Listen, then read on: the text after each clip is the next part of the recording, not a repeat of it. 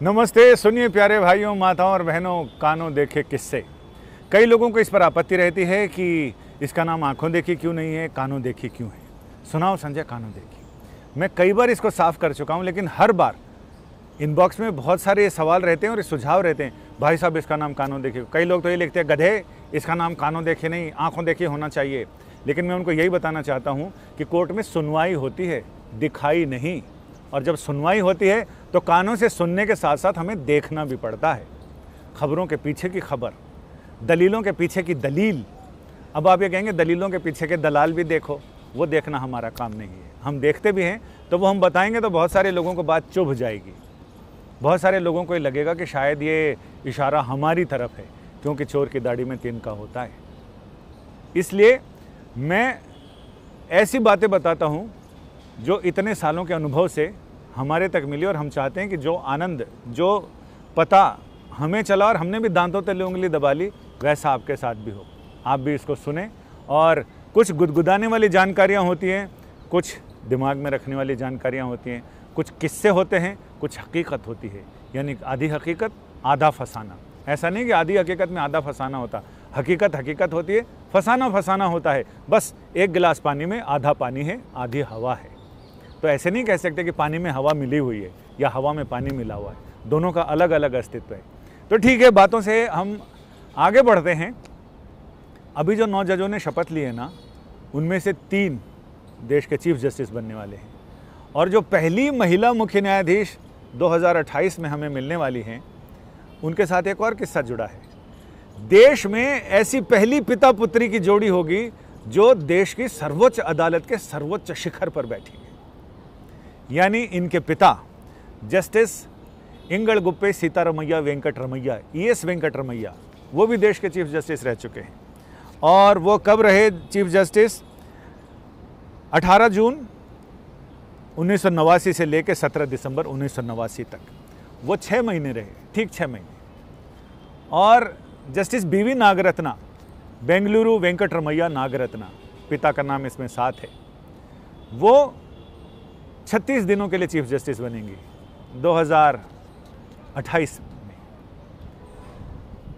36 दिनों के लिए बनेंगी, लेकिन वो इतिहास बनेगा। इससे पहले बहुत सारे, मतलब कम से कम 2 जोड़ियां तो मैं जानता हूं जिनके पिता भी चीफ जस्टिस रहे और पुत्र भी चीफ जस्टिस रहे। सबसे पहले हम बात करते हैं, अगर हम इतिहास के पन्ने पलटते हैं तो सुप्रीम कोर्ट के सबसे पहले चीफ जस्टिस हुए HJ कानिया। HJ कानिया साहब 26 जनवरी 1950 से लेकर 6 नवंबर 1950 तक सुप्रीम कोर्ट के पहले चीफ जस्टिस रहे। और उसके बाद उनके बेटे जस्टिस MH कानिया आए। वो 13 दिसंबर 1991 से लेकर 17 नवंबर 1992 तक देश के चीफ जस्टिस रहे। इसके बाद पिता पुत्र की जोड़ी आती है YV चंद्रचूड़। और अब अगले, इसके बाद जो चीफ जस्टिस बनेंगे उनके बाद, यानी जस्टिस रमणा के बाद जस्टिस UU ललित बनेंगे, और उसके बाद जस्टिस DY चंद्रचूड़, धनंजय यशवंत चंद्रचूड़। तो YV चंद्रचूड़ साहब 22 फरवरी 1978 से जुलाई 1985 तक, 8 साल तक, अब तक रिकॉर्ड, अब तक कोई नहीं तोड़ पाया उनके रिकॉर्ड को, चीफ जस्टिस रहे। और अब DY चंद्रचूड़ आएंगे नवंबर 2022 में, और वो ठीक 2 साल देश के चीफ जस्टिस रहेंगे। इसके बाद एक जोड़ी आती है चाचा और भतीजे की। चाचा और भतीजे की जोड़ी में रंगनाथ मिश्रा चीफ जस्टिस हुए सुप्रीम कोर्ट के 25 नवंबर 1990 को, और फिर 24/11/1991, यानी ठीक 1 साल रंगनाथ मिश्रा जी देश के चीफ जस्टिस रहे। और फिर उनके भतीजे दीपक मिश्रा आए, जो अगस्त 2017 से अक्टूबर 2018 तक, वो भी लगभग 14 महीने देश के चीफ जस्टिस रहे। चाचा भतीजे की जोड़ी में और आगे बढ़ाते हैं justice HR Khanna. Chief justice तो नहीं हुए, लेकिन वो शेड्यूल नंबर में थे। ये अलग बात है कि कुछ राजनीतिक दुरभिसंधियों की वजह से वो चीफ जस्टिस नहीं बने, और जब उनको उपेक्षित करके उनसे जूनियर को चीफ जस्टिस बनाया गया तो विरोध में उन्होंने इस्तीफा दे दिया था। तब वो देश सर्वोच्च न्यायालय में नंबर 2 यानी 2 नंबर की अदालत में बैठते थे, और 2 नंबर की हैसियत के साथ।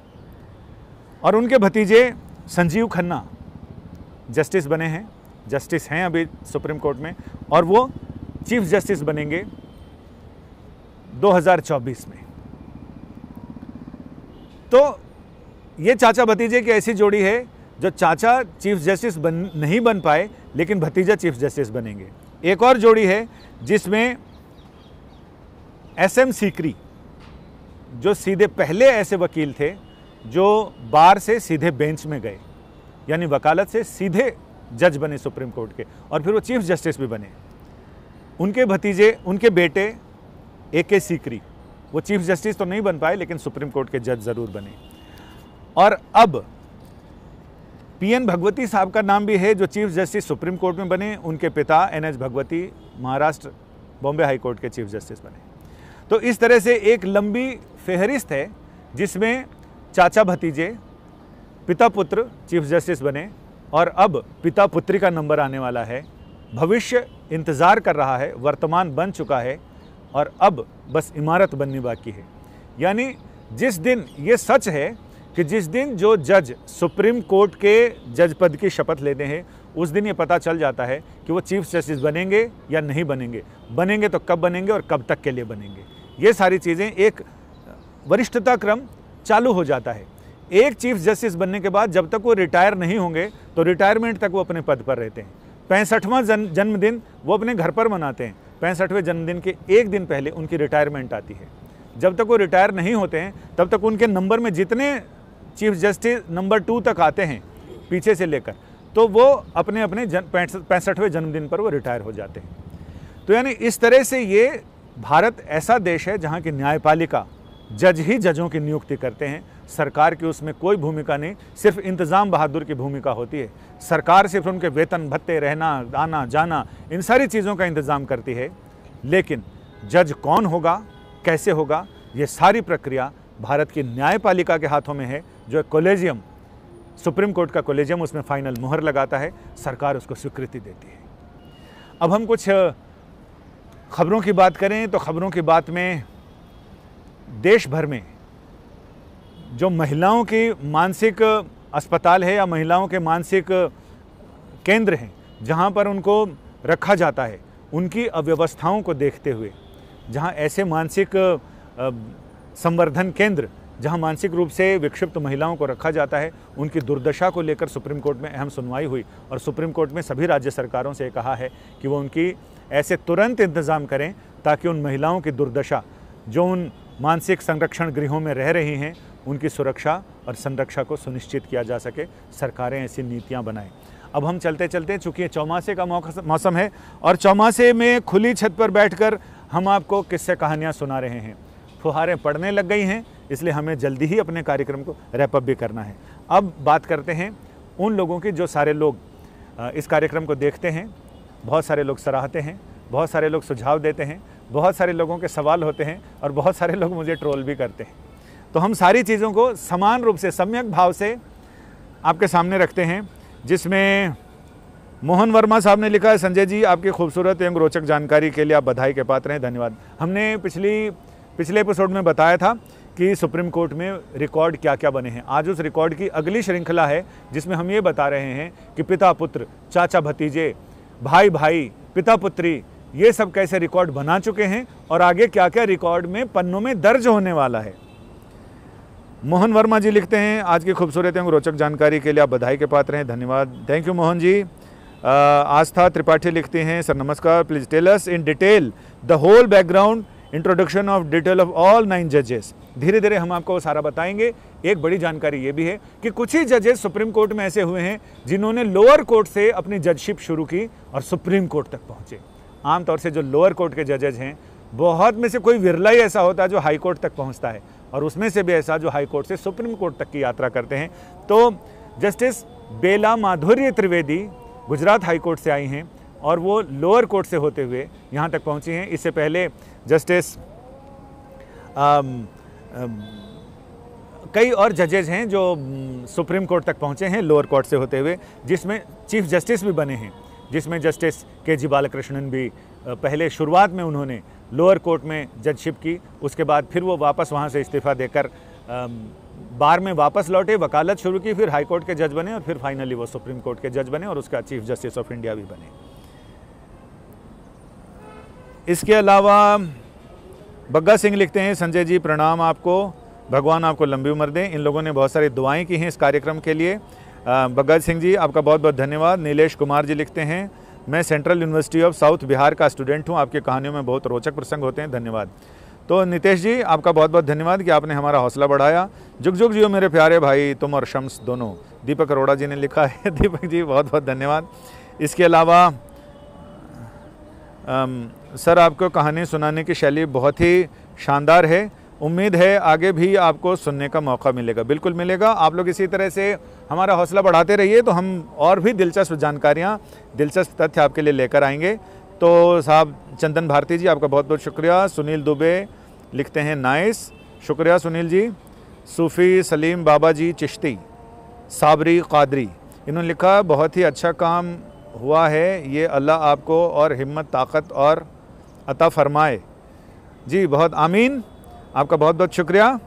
बाबू शर्मा लिखते हैं नमस्कार सर, आपकी बातें रोचक और बढ़िया जानकारी है। ठीक है साहब, आपको अच्छा लगा, आप हमेशा ऐसे देखते रहिए, सराहते रहिए, और आपके कुछ सुझाव भी हों तो वो हमें ज़रूर दीजिएगा। बाबू शर्मा लिखते हैं। और निर्मल कुमार ने लिखते हैं नाइस स्टोरी।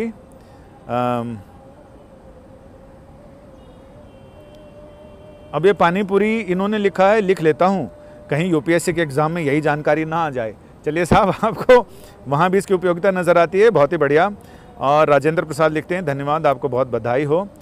रेनू हलदार, हालांकि ये नॉन हिंदी भाषी हैं, हिंदी नहीं बोलते हैं, इन्होंने वंदे मातृभूमि ऐसा लिखा है। तो मैंने इनको जवाब लिखा है कि भारत हमारी सिर्फ मातृभूमि नहीं, मातृभूमि है। ये सिर्फ ज़मीन का टुकड़ा नहीं, हमारी माता से बढ़ के है। इसके अलावा गोपी लाल बर्नवाल, उन्होंने भी तारीफ़ की है, और इसके साथ बहुत सारे लोगों ने इमोजी के ज़रिए अपनी भावनाओं का इजहार किया है। कुछ लोगों ने थम्स अप किया है, कुछ लोगों ने मुस्कुराहट भेजी है, तो हम भी मुस्कुराहट के साथ आपका जवाब देते हैं, और आपका बहुत बहुत शुक्रिया गोपीलाल बर्नवाल। इसके अलावा रोशनी परवीन इन्होंने लिखा है, बहुत प्यारे बता रहे हैं सर। अमित सिन्हा जी ने, इनका लिखा हुआ मेरी समझ में नहीं आया, क्योंकि ये कैसे रिव्यू पिटिशन का जी होगा, ये भारत की सुप्रीम कोर्ट है, यहाँ सब हो सकता है। ये पता नहीं, इन्होंने संजय गोठा जी हैं, इन्होंने लिखा तो है, लेकिन अब ये कुछ रिव्यू पिटिशन को लेकर अपनी बात लिखी है। एक अच्छे कार्य की शुरुआत है। DN झा साहब आपका बहुत बहुत धन्यवाद। हमें तो आपके समझाने का स्टाइल पसंद आया। AA अंसारी साहब बहुत बहुत शुक्रिया। और एक चौहान साहब हैं, SNS चौहान, उन्होंने ट्रोल किया है, अरे भाई गोदी मीडिया साहब, ये तो बताओ कि इन 9 नए जजों में कोई ऐसा भी है जिसकी कोई पूर्व न्यायाधीश वाली पृष्ठभूमि नहीं है। हाँ जी साहब, आपने ध्यान से हमारी कहानी सुनी नहीं होगी, उसमें नरसिम्हन साहब हैं, और PS नरसिम्हन, उनकी जज की पृष्ठभूमि नहीं है, उनके परिवार में भी कोई जज नहीं है। ऐसे बहुत सारे लोग हुए हैं, 9 लोग तो ऐसे सीधे सीधे आए हैं जिनकी जज की पृष्ठभूमि नहीं है। हमारी कहानी ध्यान से सुना कीजिए तो शायद आपको ये सवाल करने की ज़रूरत नहीं पड़ेगी। कहानी में इसीलिए लोग कहते हैं जब कहानी सुनाने वाला कहानी सुनाए तो सामने वाले को कहना चाहिए, यानी हुंकारा भरना चाहिए। हुंकारा नहीं भरते तो कहानी सुनाने वाले को नींद आ जाती है। मेरी दादी ऐसा ही कहती थी, और मेरी बुआ भी, जब वो कहानियाँ सुनाती थी। और साहब अभिमन्यु सिंह जी लिखते हैं, हेलो सर। हेलो अभिमन्यु भाई, मैं सूफ़ी सलीम खान। इसके अलावा जितेंद्र पांडे जी लिखते हैं, लोगों ने तो अपनी अपनी पॉलिटिकल चीज़ें भी लिख दी हैं। मोदी जी 2027 तक के लिए अपॉइंटमेंट फिक्स कर दिए हैं, अगर सरकार ना भी रही तो फैसला इसी पक्ष में आएगा। तो मैं इनको बता दूं, अभी मैंने यही लोगों को बताया है कि भारत की न्यायपालिका की खासियत है कि इसमें मोदी जी, नरसिम्हा राव, राजीव गांधी, इंदिरा गांधी, ये लोग नहीं कहते। इंदिरा गांधी तक ज़रूर चला। 1993 से जो 91 से जो सिस्टम है वो कॉलेजियम सिस्टम है, और जजेज की नियुक्ति करते हैं। लिहाजा ये आप सोच बदल लें कि सरकार जजों की नियुक्ति करती है। सरकार सिर्फ इंतज़ाम बहादुर होती है, वो सिर्फ इंतज़ाम करती है। जो कॉलेजियम जिस पर मुहर लगा देता है, सरकार अपनी तरफ से छानबीन कर लेती है, और तसल्ली पाने के बाद उनको उन्हीं लोगों को नियुक्त करना पड़ता है जो लोग कॉलेजियम की सिफारिश से आए होते हैं। ठीक है, शायद आपके कानों का मैल दूर हो गया होगा और दिमाग का भी दरवाजे खिड़की रोशनदान खुल गए होंगे। कहीं देखी नहीं कुछ सुनी कहानियाँ। अब फिर वही सवाल है कि कानों देखी नहीं कानों सुनी कहानियाँ। मैं कितनी बार बता चुका हूँ कि इस कार्यक्रम का नाम कानों देखी इसलिए है कि कोर्ट में सुनवाई होती है, दिखाई नहीं होती है। मुझे समझ नहीं आता, सुनाओ संजय कानों देखी से भला कौन देखता है? हम देखते हैं साहब, और हम आपको इसीलिए सुनाने आते हैं कि कानों देखी कहानियाँ, क्योंकि आंखों देखा तो फिर वहाँ कैमरे में कैद होना चाहिए, लेकिन आंखों देखा तो कैमरे में कैद होता नहीं है। अब एक साहब लिखते हैं, राठौड़ साहब, सरकारला फेक बातमी देणारे चॅनलला पुरस्कार द्यायला पाहिजे कि फेक न्यूज़ वालों को पुरस्कार दे। आप ही इस बारे में पहल कीजिए साहब। और मैंने इनको जवाब भी लिखा है।